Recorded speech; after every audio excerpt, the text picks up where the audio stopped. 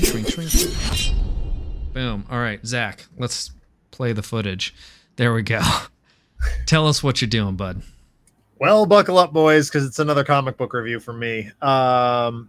It's Marvel's Guardians of the Galaxy. So I did all the Batman games. I did the Spider-Man games. It was only logical that I move on to Guardians of the Galaxy. It was developed just, like, by... on my shoulder. It was developed by... children. Sorry, go ahead, Zach. It was developed by Eidos Montreal and produced by Square Enix Europe for an October 26th, 2021 release on all major current platforms. I played it on PlayStation 5, but it is available on PC, Switch, PS4, 5, Xbox One, Xbox Series X, and obviously Game Pass would be my recommended way if you're going to get this game. Mm-hmm. What did I like about it? There's a fair amount to like. The environments are fun. The music is absolutely top notch. It's all, the 80s jams that you want out of a Guardians game. The story is like amusing, and it had me laughing a couple of times. But there's a lot more that I didn't like. I'm just going to be honest with you. Let's hear it. This is like the first time I've heard like a negative review of this game. Most people have been like blowing this up, so I'm anxious to hear what you have to say. I looked it up, and the reviews aren't stellar. Really? They're kind of like right up the middle, and there's one that's 4.4. Oh dang! Woo. And I was like, oh wow, I don't think it was that bad, but like, the graphics don't look current generation. They look pretty garbage, pretty gunky. I'm actually already seeing, you had mentioned off stream that there's some kind of the same kind of things that you complained about with Jedi Fallen Order with like the movement and stuff. I'm seeing that. The movement is unpolished. Yeah. The dialogue is like whatever.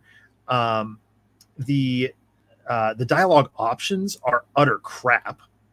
And oftentimes, like, it has a Mass Effect like dialogue system, but it doesn't change the outcome of the game in any way, shape, or form. It's the end is scripted one way or the other, and it like there's a couple of little details that change throughout the story based on the dialogue decisions you make, but there's no clear indication of what is going to happen as a result of your dialogue. There's a bunch of characters that get introduced and then just forgotten about. There are several boss battles that are completely inconsequential / Deus Ex Machina. Like there's a great battle that you start fighting. It's just you and Drax on these two big behemoth dudes. And then Cosmo the space dog rescues you. And it's like, so weird. I'm sorry, this is not what I wanted. I wanted to actually see this battle through the end. Also, I had the upper hand. Why are you interrupting me right now? Damn it, the Cosmo. gameplay, like the controls are really just janky is putting it lightly. So the way the game works is you control Star-Lord and only Star-Lord. You can issue vague commands to the rest of your team, but it fully takes you out of the action in order to do so. You have to hold the shoulder button and then one of the symbol buttons twice. So if I wanted to say, Gamora, go do your ultimate ability on this particular target, I hold the left shoulder button, press triangle, and then press X, and she will maybe do her ultimate ability on the baddie you're targeting. More than likely, she'll do it to some random mook that doesn't matter, that you can just shoot in the face and he'll die, thereby wasting her ultimate ability. In boss fights, it's equally dirty, and then you have to manage your own abilities as well. So 9 times out of 10, I mean, right up until the end game, I wasn't using Star-Lord's abilities at all. I was just issuing commands to the team because it takes that long to do it. It's largely, the controls are largely for just moving around are largely unintuitive. You can't crouch, you can jump certainly, but like you can't strafe out of the way. You can't, once you're locked onto a target, you are fully locked into that target, and then now you're getting pulverized from the back. And so, yeah, this story was Can you not switch between like locked targets? Not easily. And it doesnn't really explain to you how to do any of that either. It Huh. shows you, like, you get a quick splash screen that vaguely tells you what your ability does, but isn't very specific. There's no training or practice mode. It's just, here's your ability, good luck. So it, like, normally, you know, to detach myself from a game long enough to do a tutorial or a practice mode, it is significantly detrimental. But if you do it right, you know, the timing is fine. You can, like, honestly, why not just put like a little simulator thing in the Milano? You've got you got 2 empty rooms that do absolutely nothing. You could put a little training simulator in there and have no problem at all. There's a bunch of just like random hanging plot threads that don't have any bearing on anything, or they might, but it's just impossible to move them forward without while continuing the pace of the main game. And there's no indication as to how to move them forward. For example, in the hangar area of the Milano, like the launch bay, Groot has like this plant menagerie, and there's no explanation as to why that's there, or at least I didn't find one. Allegedly, there, like I looked it up later, allegedly there is, you know, a plot thread with that, but it's a bunch of collectibles that I honestly just didn't see. And in general, I would have otherwise said that the collectathon elements are like appropriately balanced in this game. It's almost exactly the right number. Okay. You're just looking for currency and different costumes that are entirely cosmetic, so you don't feel any compulsion to 100% that. Just currency. Yeah, it's really just currency. And I did 100% all the abilities. That was fine, no problem. But the biggest problem I had, and I've talked about this before with other games, this game had one hell of an identity crisis. On a surface level, you'd think this is an action RPG, kind of in the same way as the Batman or Spider-Man games. Sure. A lot of it's very similar. But fitting for a superhero game. Yeah, absolutely. Very, very route one for superhero games. Yeah. The problem is they tried to make it everything else at the same time. I write down a list of all the different genres that Guardians of the Galaxy tried to be throughout the course of the playthrough. Right off the bat, with the dialogue, the nonlinear dialogue options, it comes across as a Mass Effect-like. Sure, okay, that fits with the action RPG aesthetic. I'm not super upset about that. Shortly into the game, Josh, you'll like this one. It was a bullet hell. Yeah, I love that. It tried to be a bullet hell. It didn't do it very successfully. Because then it turned immediately, right on its heel, into a stealth RPG. It tried to, bad parts of Assassin's Creed. Yep. Yes. Yes. I failed miserably all 3 times. I almost feel like in most games, either be a stealth game or don't do it at all. Yeah. Yes. You know, in games like even in Zelda games, like the stealth parts are my absolute least parts of the game. You know, but like if I was to go play Tenchu, right, or like Metal Gear Solid, you know, something like that, that's what I'm there for, and that's dope. But like even when I'm in a game and I'm totally powerless, and if I get spotted, I'm fucked. Like, that's not fun to me when that's not the style of game that I chose to play. Right. Right. And like I said, I failed miserably all 3 times that it did that. But failing miserably in this particular sense is, you're just back to action RPG. Like, you don't have to do the stealth thing, but it's like, you put me into stealth mode. Like, now my expectation has changed. So fine. Then it decides to be a Gears-like cover shooter. It snaps you right into that same Marcus Phoenix third person, and you're shooting over a barrier. I'm like, okay, fine. I know how to do this. Then it goes completely off the rails and becomes a dogfighting simulator. It becomes TIE Fighter. Ooh. I mean, I like TIE Fighter, but... I love TIE Fighter, but this is not what I signed up for. I'm also not mad at games that, like, have a little bit of variation. Like even a lot of the old even Banjo-Kazooie is a shooter. Sure. Or like you know, some of the old Mega Man games have like bullet hell levels, right? Where you're riding on Rush, you know. Sure. But like it's a very small part of the game. It mixes up the action a little bit. It's kind of refreshing. But when it kind of like you said, has an identity crisis, like doesn't know which game it wants to be. It doesn't like there's not one sole like main identity of the game. I think that becomes a problem. Well, and the dogfighting simulator, it's the worst designed dogfighting simulator ever. Oof. Normally, modernly, if we're doing a dogfighting simulator, I expect to be using two controls, one to kind of or two sticks, and it's more of a rogue squadron than TIE Fighter. Sure. But I expect 2 sticks, one in each direction, and in this case, the left stick is the only one you use. Your right stick is just for tricks. Yep. It tries to become Tony Hawk's Pro Skater. Oh my God. And in the middle of a dogfight.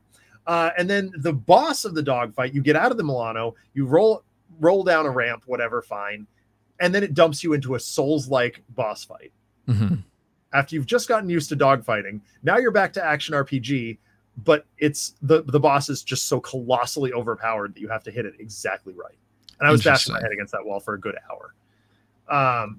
And then shortly after that, it becomes a platformer, which, okay. Yep. And then they start dumping horde mode on you. And with no indication that the correct move is ignore this horde. Mm. And it's just like they're sending waves of enemies at me, and Gamora's yelling at me, and she's the only indication I got is when their dialogue started repeating. Mm. I'm like, really? Okay. And then for the back third of the game, well, it's not a game, it's a movie. It becomes a movie for the entire right up until the last boss fight. And then it becomes a racing game briefly. Wow. For no reason at all. And then it has some roguelite elements as well, because the last level is procedurally generated. Oh my God. In the plot. They're like, we're sick of designing this game. Let's just make the rest of it a roguelike. Yep. That's so hilarious. I was like, this game is a nightmare of design flaws. It just looks like so many things were unpolished. So while the art is like appropriately Guardians, I did have one complaint, and that is that they were clearly trying to make a game that's separate from the movies. Mm-hmm. And then some producer was like, no, you have to make it more like the movies.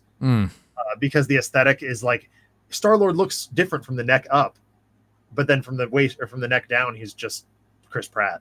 Right. Like, so it's just like that's just like the Walmart toys. It is the Wish.com Guardians of the Galaxy. Yeah. With the exception of Gamora, who does have her comics accurate costume. Drax looks great for him. Yeah. Well, and I guess Drax on some level, but they all also have their Guardians 2014 costume.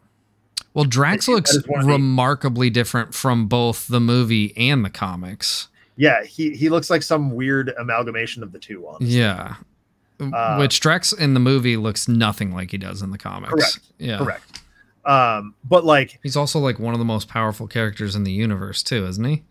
Isn't he technically more powerful than Thanos originally? He gets shit on in the movies. In the movies, yes. In the comics, it's don't get me. Don't. It's too complicated. Okay. Yeah, it's too complicated to explain quickly. So the art had like a couple of weird flaws to it. Obviously, the thing I mentioned earlier with it just doesn't look polished. It doesn't look next gen. The music is off the chain, but I'm really glad I didn't stream it. Star-Lord's got a dumper on him though. I'm really glad I didn't stream this because the copyrighted 80s music would have gotten DMCA. Oh yeah, for sure. Lightning. It does have a streamer-friendly mode in it. I did look in the options; it's there. But I was like, my favorite part of the game was the final boss fight, which was a Souls-like boss fight.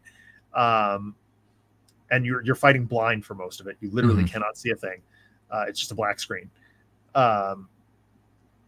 have this mechanic called the huddle, which makes no sense at all. You bring your team in like a football style huddle and give them a pep talk. And all of a sudden they either get boosted or just you get boosted. And it's like, I don't know. It takes you out of the action, and there's no conceivable way that it would work that way in an actual battle. You couldn't, trying to hide. Everybody stop for a minute. We're going to take a huddle and then get back to the action. No, it doesn't work that way. So it's a senseless mechanic. But if you do succeed, it plays cool 80s music. Yeah. So in the final boss fight, when I'm fighting blind and I'm really frustrated about it, and I've been doing it for like an hour, I finally called a huddle and got it right. And Never Gonna Give You Up by Rick Astley played, and I won. Oh, nice. I was like, yes, that's what it's all about. That's kind of fun. Yeah, so that was a cool moment. Sound design is right up the middle for a next-gen game. It's exactly what you expect. How long did it take me? I beat it in less, after school, playing a couple of hours a day for a week. It was really short. It was very, very short. And I was playing on normal. It is 17 chapters, though, which is intimidating. It doesn't sound short. It doesn't sound short. They're just real short chapters? A lot of them are just really, really short chapters. Okay. Some of them are even just like, this chapter is entirely dialogue. Like I said, it plays like a movie. So was the game difficult? No, it was pretty straightforward. The Souls-like boss fights were a nuisance, but handleable. I've been playing Elden Ring. I can handle a tough boss. Would I play a sequel? Well, let's get into it.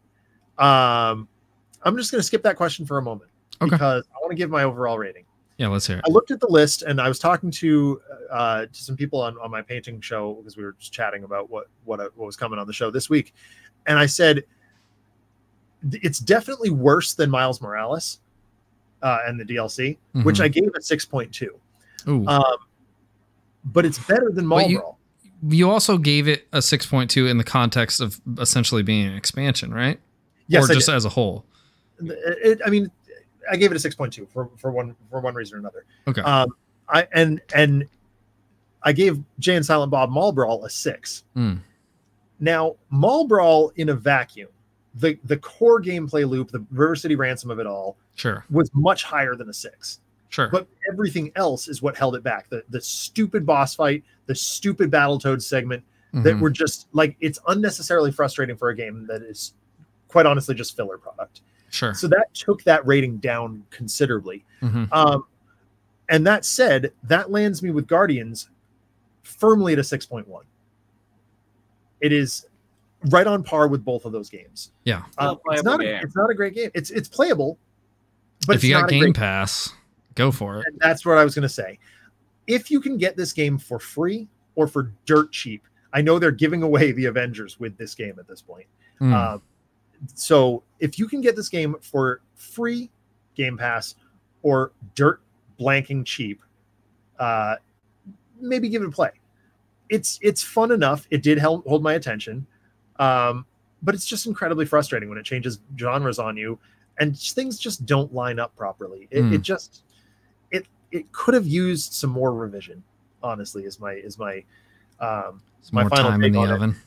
Yep. And so going back to the question, would I play a sequel? Maybe, but I know better now, and I know to wait for it to hit Game Pass. Interestingly, this was Square Enix, right? Yeah. And this is one of their Square Enix Montreal, I think is Square Enix Europe. It was Eidos Montreal. It's Europe. Eidos. Okay. So this is now owned by Embracer Group going forward, if they decide to do anything with it. So there's the potential for a better quality product with a sequel if they do decide to make a sequel. I don't think they will. The developers have said pretty clearly this was supposed to be a standalone game. Sure. And like it will not get a sequel. Yeah. At least not in the form that we know it. Yeah. And I'm okay with that. Yeah. It is a self-contained story. There was a couple of characters that I really, really liked, a couple new characters. But everybody's story kind of got tied up with a nice neat bow at the end. Okay. There is post-credits scenes, which is really frustrating. That's fucking annoying. That's weird. Yeah, like it works in a movie. Yeah. It doesn't work in a game. When I see credits rolling, I'm done. In fact, I posted to the Discord, hey, I'm ready to review Guardians of the Galaxy. And then 10 minutes later, I was like, oh, for the love of God. No, I'm not. And by the way, the end credit scenes are basically just QuickTime events. Oh, okay. It's a firefight and a QuickTime event. Honestly, I don't mind that, because a lot of times you roll credits and you're just like fucking waiting there for way too long while the credits roll to see if there's something at the end, you know? Right. Yeah, that's true. That's fair. But yeah, it was a little bit too much beef, too much meat there to be called a post-credit scene, and they bill it as two separate chapters, two additional chapters. And it's interesting. Like, that's not what I want to see. Yeah. Like post-game. So yeah, I'll probably never play that game again. It is what it is. And yes, I bought a physical copy on PlayStation 5. But I hope you bought it for cheap. I did. I bought it for like $30. It was not full price. And we know now. Now we know. The more you know. Cool. You would not play. Any final bits before we switch back? No, I think that'll do it. All right, let's switch over. I'm not sour enough to do a game.